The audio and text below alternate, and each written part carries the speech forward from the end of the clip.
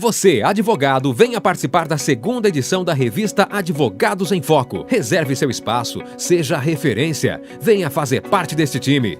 A revista que leva informação de forma simples e de fácil entendimento à população. Telefone para contato 15 981 42 14 24. Conheça nossa revista pelo site www.advogados-emfoco.com.br e nosso Facebook Advogados em Foco.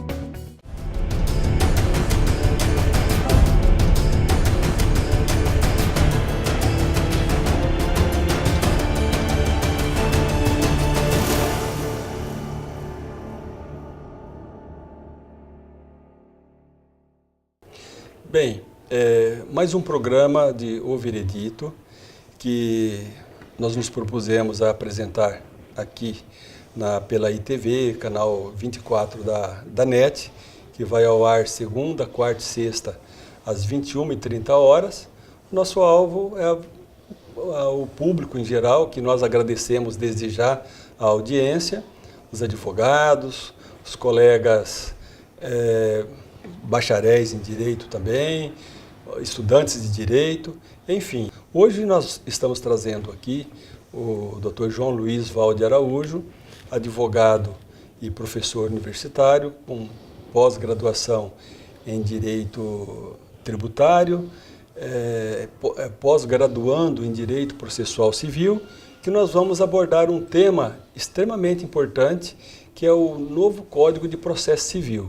O processo legislativo ele passa pelo Congresso Nacional e primeiramente pela Câmara dos Deputados, depois vai para o Senado, do Senado chega a sanção presidencial e uma vez sancionado, publicado, entra no nosso ordenamento jurídico. E assim aconteceu com o nosso Código de Processo Civil. O Código de Processo Civil ele regula as relações processuais, as questões processuais, procedimentais, aquilo que ocorre dentro do processo, né? Então hoje, como eu estava falando agora há pouco, nós estamos trazendo o Dr. João Luiz Valde Araújo, que é advogado militante, pós-graduado em Direito Tributário, pós-graduando em Direito Processual Civil, professor universitário e também exerceu durante muito tempo o cargo de procurador do município de Araçoiaba da Serra. De modo que se trata de uma pessoa com larga experiência no ramo do direito, atuando praticamente em todas as áreas, com bastante sucesso. E eu vou passar agora a palavra ao Dr. João para fazer suas breves considerações iniciais. Tudo bem, Dr. João? Muito obrigado, Dr. Joel, mais uma vez pela oportunidade. É a segunda vez que nós estamos participando aqui do programa Veredito, né? Esse programa que tem alcançado aí muito bom espaço, né, na comunidade sorocabana. E vou tentar estar à altura aí dos questionamentos hoje, tentar trazer um pouco de clareza, né, de conhecimento naquilo, né, dentro das minhas limitações, é lógico, né, para a população, para entender como é que, né, o que mudou, se mudou alguma coisa, se vai ter algum impacto na vida das pessoas de uma forma geral, o novo Código de Processo Civil. Bem, iniciando esse primeiro bloco propriamente dito, eu gostaria que o Dr. João, o nosso entrevistado, dissesse quando o novo Código de Processo Civil entrou em vigor.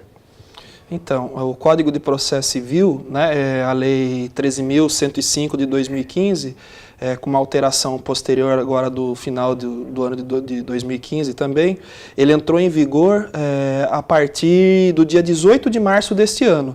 Mas essa entrada, né, esse início da vigência do novo Código, ela foi muito conturbada, porque havia uma discussão, na realidade, de qual seria, né, a data inicial, o marco inicial da vigência, né, que a partir de que momento esse novo regramento ia começar a valer para o ordenamento jurídico nacional. E aí, essa questão foi levada até o Superior Tribunal de Justiça, que é o órgão máximo, né, de análise de questões que envolvem a legislação federal no nosso país.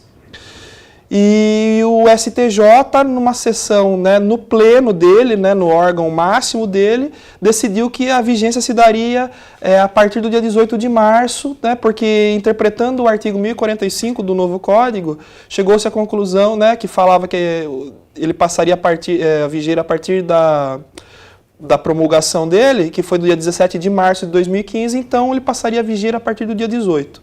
Mas essa questão ela foi super debatida e se tornou muito controvertida no meio jurídico, porque a entrada em vigência ela altera as regras de uma série de processos em andamento.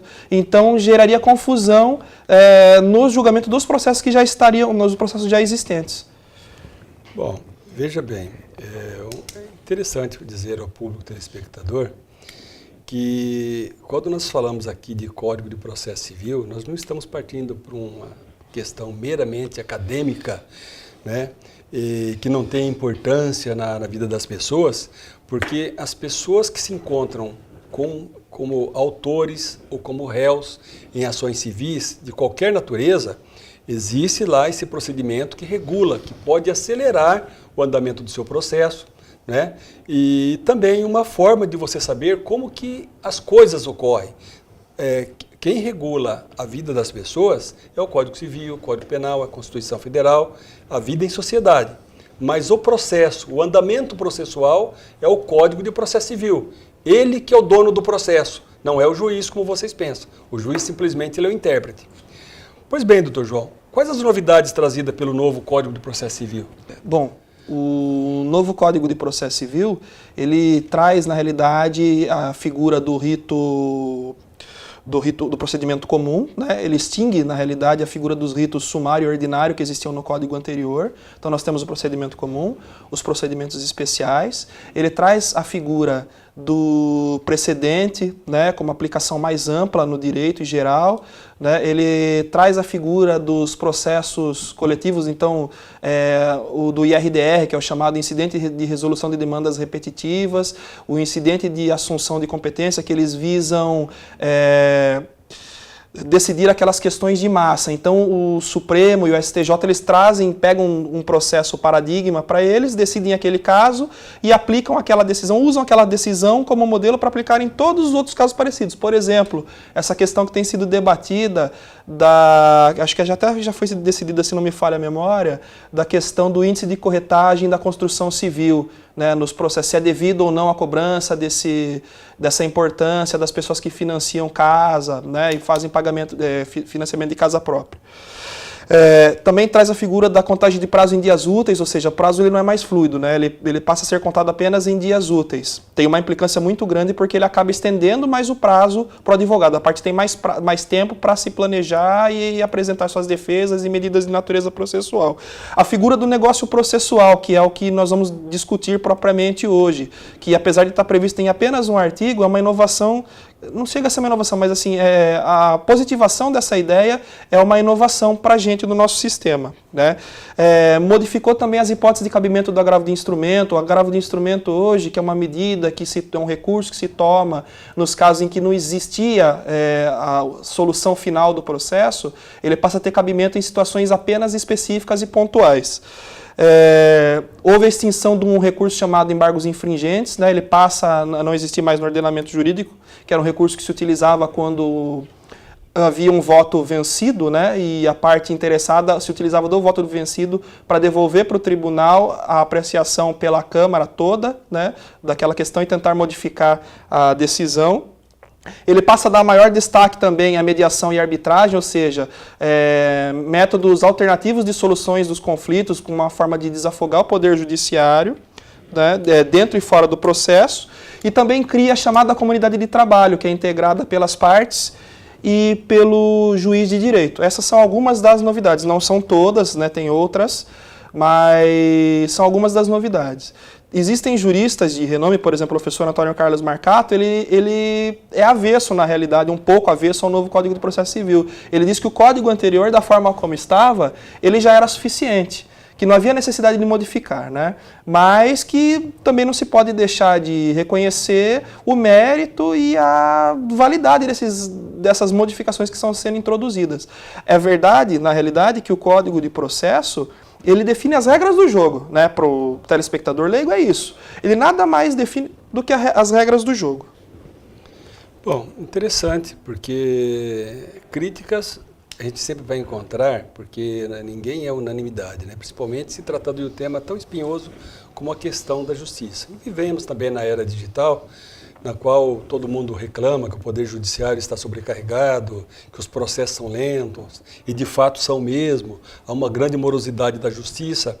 Essas alterações, doutor João, o senhor acha que ele visa também acelerar o andamento dos processos? Infelizmente não. Uma das ideias do novo Código de Processo Civil é a figura do processo constitucional, né? Então, o que muita gente não entende é isso, porque a defesa das garantias e direitos constitucionais, ela demanda um prazo maior para se fazer a prova. E um prazo maior para se fazer a prova quer dizer que precisa-se de mais tempo. Para você defender uma garantia, você precisa ter toda a amplitude de direito que a Constituição dá. Ela fala que a gente tem que se utilizar de todos os meios possíveis, né, imagináveis para a defesa dos nossos direitos. E isso demanda tempo. Então, ao contrário do que muita gente imagina, essa situação, né, ela vai acarretar, na realidade, uma extensão maior do prazo de término dos processos.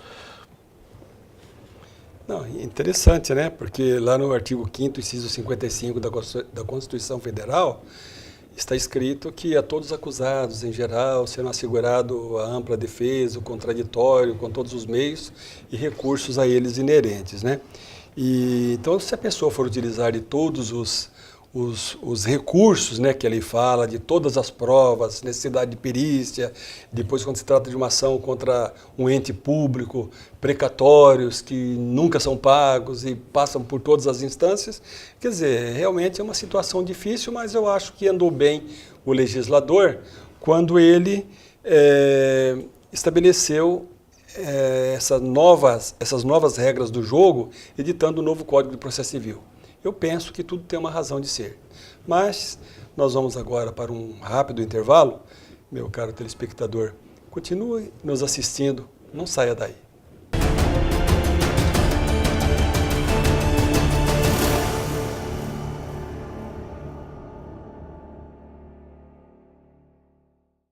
Entretenimento, informação, bom humor e música. Muita música. Ipanema, ouça! When I see you again.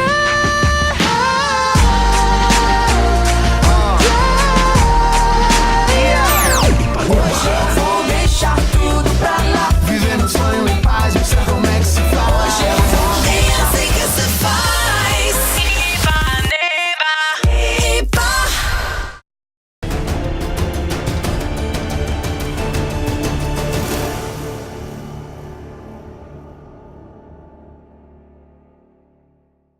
Hoje nós estamos recebendo o Dr. João Luiz Valde Araújo.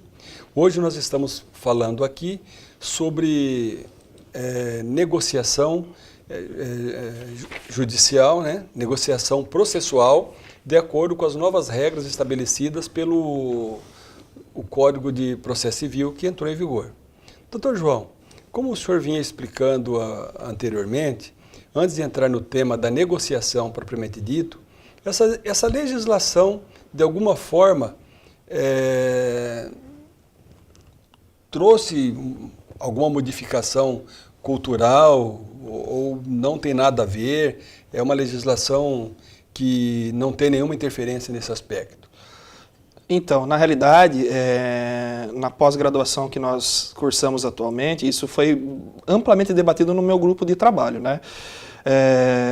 Eu entendo, na realidade, que essa legislação nova, o novo Código de Processo Civil, ele força uma modificação cultural. Porque até então, no Brasil, né, figura como modelo a figura do litígio, do advogado litigante, né, daquele advogado que vai lá, briga, né, que briga com a outra parte e quer fazer valer o direito do cliente dele de qualquer forma, quer convencer, quer persuadir. E o novo código, ele modifica essa dinâmica. dinâmica?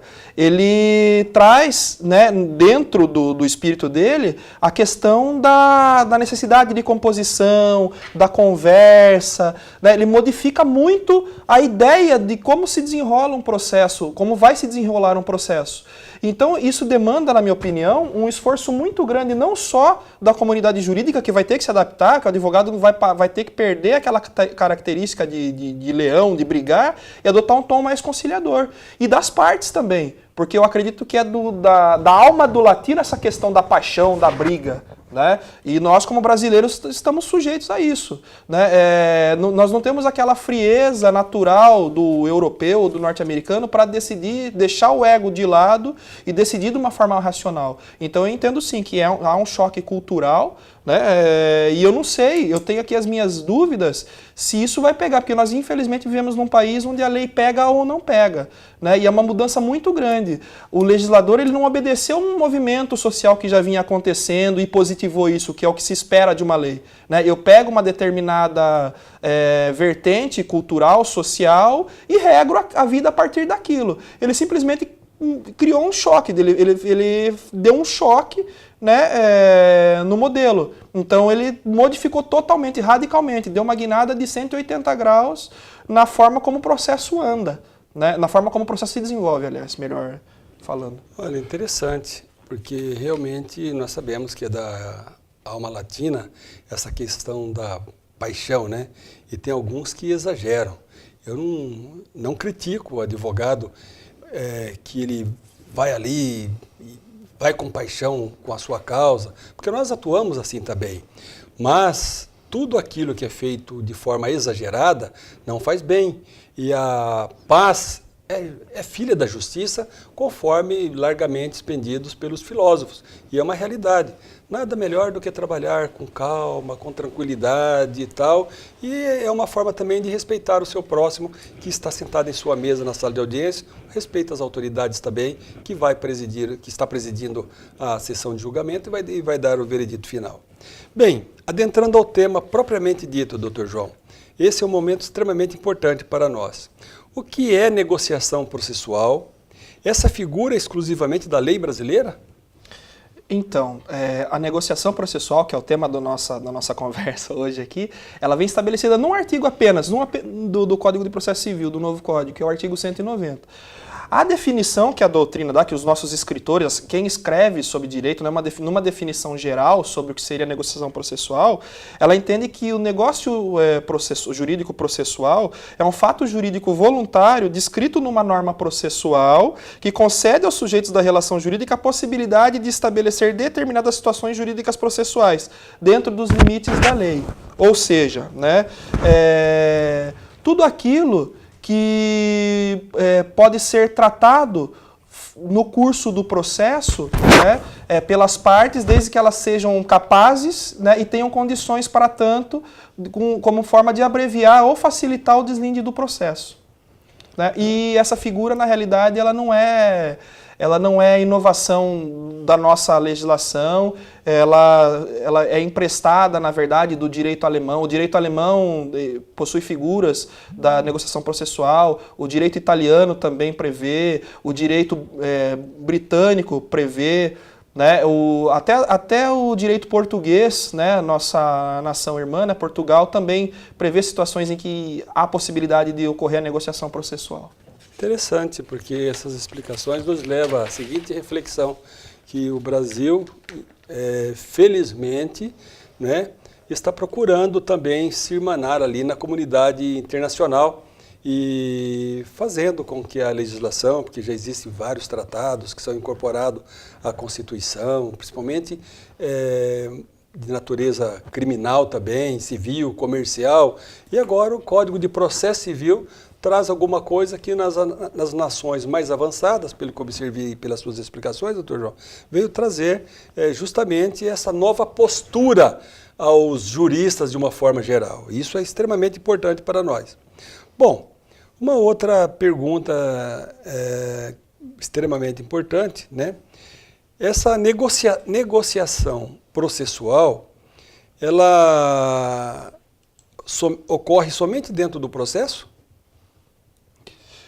E se ela já existia nos códigos anteriores, Tá. complementando a pergunta? Então, na realidade, a negociação processual também não é um instituto novo, né, exclusividade do novo código. Ela já existia no nosso código anterior, mas ela não tinha um regramento específico, ela não estava descrita expressamente como negociação processual. Mas o código anterior, ele previa essa situação, como, por exemplo, nas hipóteses de transação, de desistência da ação, da suspensão convencional do processo, na situação de desistência de recurso e dentre outras. Todas as questões que envolvessem a vontade das partes para tentar abreviar ou modificar uma circunstância processual, né, pode ser entendido, né, como uma espécie de negociação processual.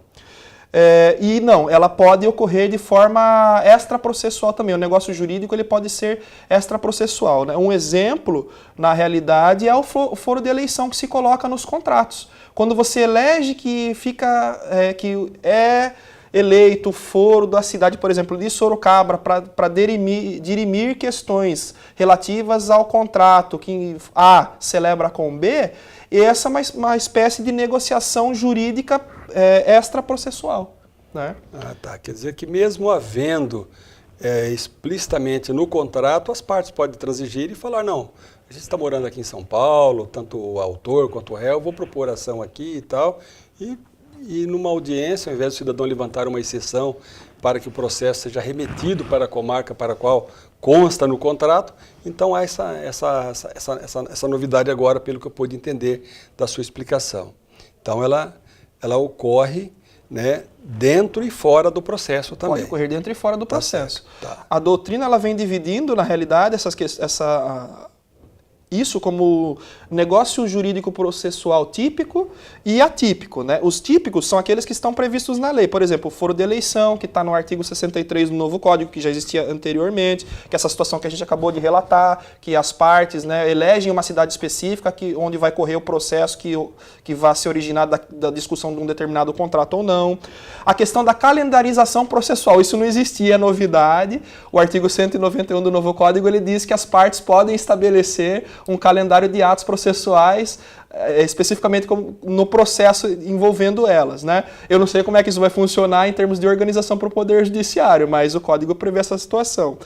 E também a delimitação consensual das questões de fato ou de direito, ou seja, as partes de comum acordo, elas podem definir, né, o que vai ser ou não matéria de prova e como vai se dar essa prova no curso do processo. É uma novidade porque, né, como eu já disse anteriormente, a nossa cultura é a cultura do litígio. Você dificilmente entra em um acordo com a outra parte sobre aquilo que vai ser discutido. Cada um quer fazer valer a sua verdade, o seu ponto de vista. Então nós vamos ter que aprender a trabalhar em conjunto para atingir a finalidade do processo. Não sei como é que vai ser isso. Isso é extremamente importante, eu vejo assim, viu? Tudo aquilo que parte para um caminho da harmonização é sempre bem-vindo. Volto a dizer que a paz é filha da justiça. Pois não, doutor. Não, então, o professor Fred Didier, ele fala que existem as modalidades atípicas ainda, né? Onde você poderia fazer, por exemplo, um acordo de impenhorabilidade, acordo de instância única, ou seja, o processo não vai ter recurso, decidida a questão em primeira instância, decidido está e as partes vão ter que se contentar com o resultado, né?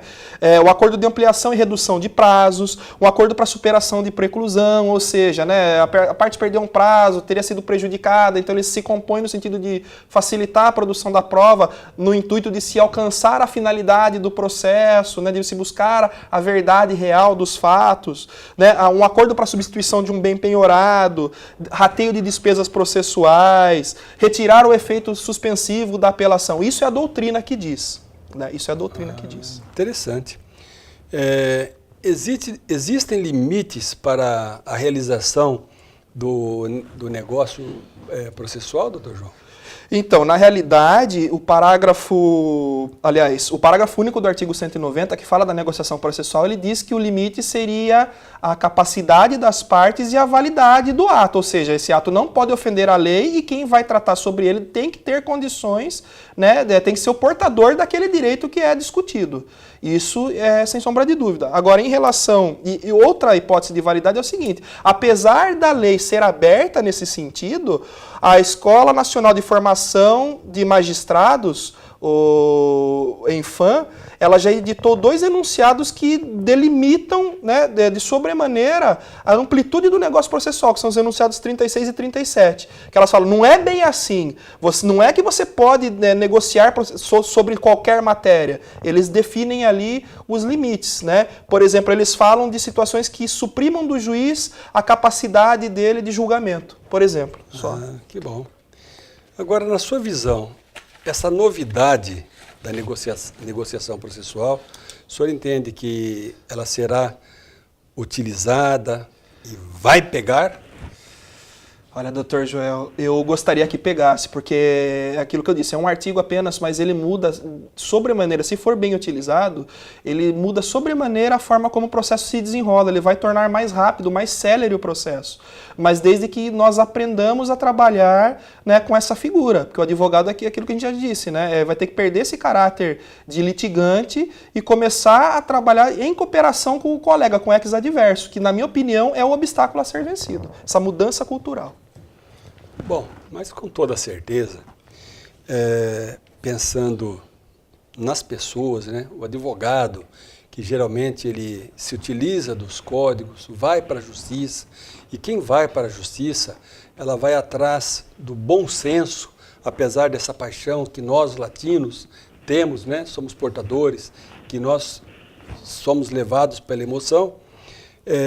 Eu acredito que tudo isso que nós debatemos aqui hoje, ela será largamente utilizada de uma forma geral pelos advogados, pelos juristas, pelos juízes, pelos advogados, né? Enfim, por todos aqueles que são interessados na justiça. Porque o litígio, a briga, a guerra, como já dizia Piero Calamandrei, não leva a lugar nenhum. Os fóruns não é lugares de guerra, é lugares de pacificação. Então, doutor João, eu vou, já agradecendo a sua presença, eu vou te passar para as considerações finais em 30 segundos. Bom, eu gostaria de agradecer mais uma vez a presença, né, a oportunidade que me foi concedida aqui nesse programa, que vem sendo muito bem recepcionado aqui pela nossa comunidade, né? A intenção, de forma nenhuma, foi querer lecionar ou impor o meu ponto de vista, e sim trazer mais informação para a população, para que eles entendam como é que funciona o código, quais são os dispositivos, o que está, né, à disposição dele como indivíduo para ajudar, na realidade, na solução do conflito. O caminho é a pacificação, o caminho, né, é sempre a resolução da melhor forma possível. Espero ter estado à altura do desafio. Muito obrigado. Bem, nós estamos chegando ao final do nosso programa e eu quero agradecer você, meu caro telespectador, você, prezado assinante, que assistem o nosso programa, e a razão, é o nosso foco, e é justamente você que irá dar o veredito final. Muito obrigado mais uma vez.